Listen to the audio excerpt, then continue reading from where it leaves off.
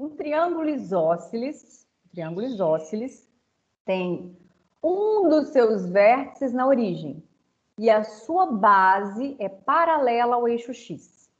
Estando os vértices na parte de cima do eixo X sobre essa parábola aqui, ó, y igual a 27 menos x ao quadrado. Determine a maior área que tal triângulo pode assumir. Então, vamos pensar no desenho primeiro.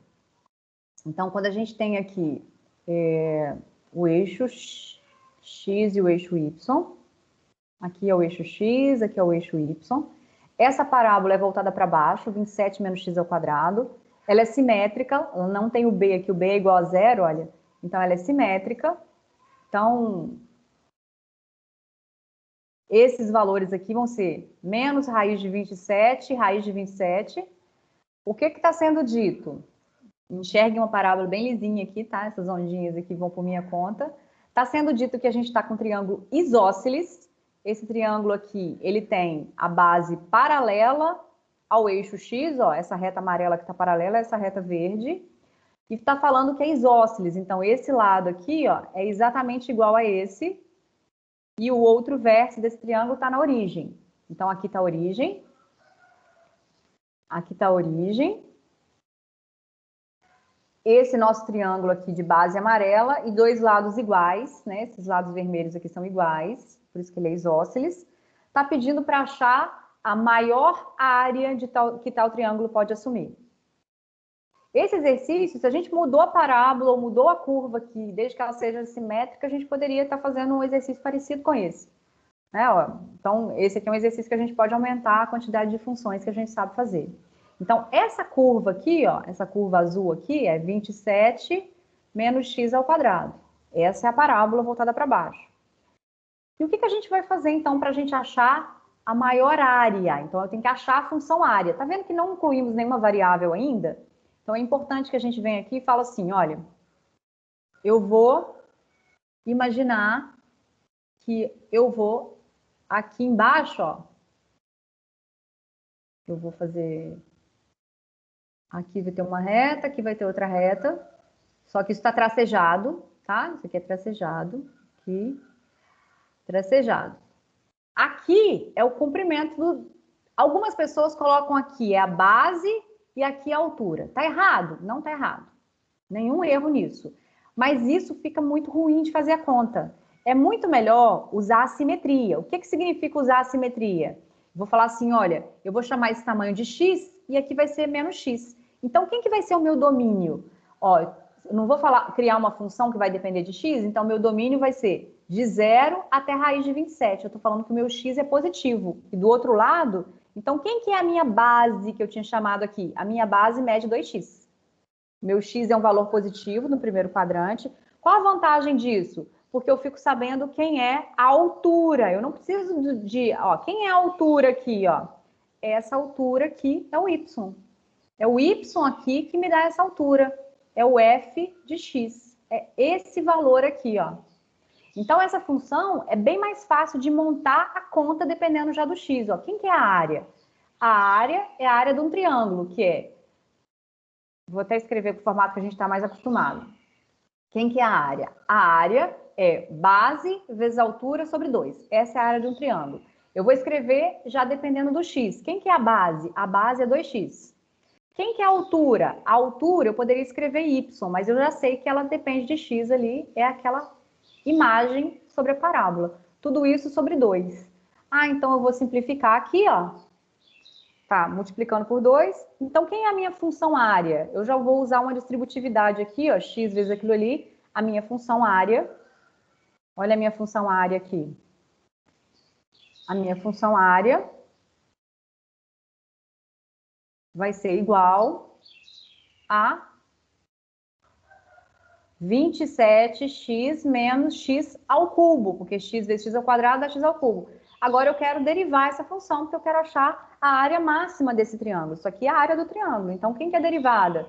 Ah, eu vou derivar cada um dos termos. Muito cuidado que a função é uma coisa, a derivada é outra. Eu poderia até falar assim, vou derivar aqui, ó. Pronto, aí sim, derivei. Quem que é a derivada da subtração? Eu vou derivar cada um deles. Quem que é derivada de 27x? Eu repito 27 e derivo x. A derivada do x é 1. Então, fica 27 vezes 1, que é 27. Menos, quem que é derivada do x ao cubo? 3x ao quadrado. Eu quero ponto crítico. Ponto crítico é onde a derivada é zero ou não existe. Nesse caso aqui, é onde a derivada é zero, porque ela existe sempre, ó. Onde que a derivada é zero? Não tem, isso aqui é um polinômio, então existe sempre. A derivada é zero, onde 27 menos 3x ao quadrado é igual a zero. Ou seja, onde 3x ao quadrado é igual a 27, ou onde x é igual a x ao quadrado é 9, e o meu x fica sendo 3 ou menos 3. X fica sendo 3 ou x igual a menos 3. Então, eu achei dois pontos críticos? Não. Por que não? Porque esse aqui não pertence ao domínio que a gente escolheu. Então, eu tenho só um ponto crítico, olha. A minha resposta aqui, achei um ponto crítico. Ó, volta lá. Quem que a gente chamou de x? A gente chamou de x esse. Aqui ficava o oposto dele, que inclusive, né, o menos 3. Aí esse aqui, ó, fica 2 vezes x, comprimento, porque esse meu b aqui é comprimento, é base, é a base do triângulo. A base do triângulo não pode ser negativa. Então, o que a gente está dizendo, o x pode valer menos 3? Não, porque a base foi 2x, ó. Então, o que a gente achou foi o ponto crítico. Agora, vamos voltar ao que ele perguntou. Determine a maior área que o triângulo pode assumir. Esse ponto crítico que a gente achou é um ponto de máximo? Como é que a gente verifica que esse ponto é de máximo? Então, a gente achou o ponto crítico, agora falta o teste. Será que a gente tem máximo nesse ponto crítico? Esse ponto é de máximo? O que a gente faz para fazer o teste? Estuda o sinal da derivada. É isso que é fazer o teste. Ou então, o sinal da derivada segunda. O sinal da derivada primeira, a gente estuda crescimento e decrescimento. Se a gente olhar a derivada segunda aqui, ó, quem que é a derivada segunda? A derivada segunda dessa função área tá ali, ó. Vamos derivar. Achamos isso. A derivada da derivada agora. A derivada do 27 é zero. A derivada de menos 3 aqui vai ficar menos 6x. Quanto que vale essa derivada no ponto crítico? Vale menos 18. Então, no ponto crítico, a minha função é côncava para onde? No ponto crítico, a minha função tem derivada segunda negativa, então ela é côncava para baixo. Então, no ponto crítico, eu tenho um ponto de máximo. Então, esse aqui é máximo. Então, implica que x igual a 3 é máximo. Aí, esse máximo é só local.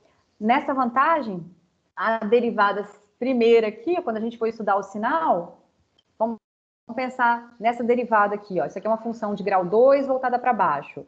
Então, as raízes são 3 e menos 3, que a gente acabou de fazer a conta. Então, essa derivada aqui, ó, teria um gráfico similar a esse, ó, voltada para baixo. Então, qual é o comportamento? É positivo e negativo. Por que eu não estou nem preocupada antes aqui, ó? Porque a gente não está olhando antes de zero. A gente está querendo depois.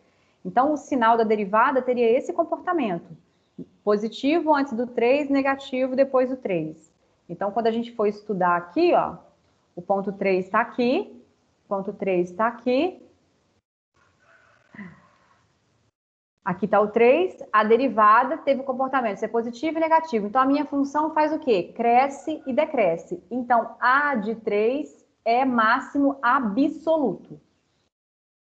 Absoluto. Então, se o A de 3 é máximo absoluto, a gente está perto do final do exercício, que ele perguntou qual é, determine a maior área desse triângulo. Quem é a maior área desse triângulo? Está aqui, ó. Resposta do exercício. Final. Resposta. A maior área é o A do 3. Porque no 3 ela atingiu o máximo. Então, vai vir aqui e vou substituir por 3 mesmo. Ó. 3, 27 menos 3 ao quadrado, que é 9. Então, essa minha área aqui vai ser 3 vezes 18, 54 se quiserem, unidade de área.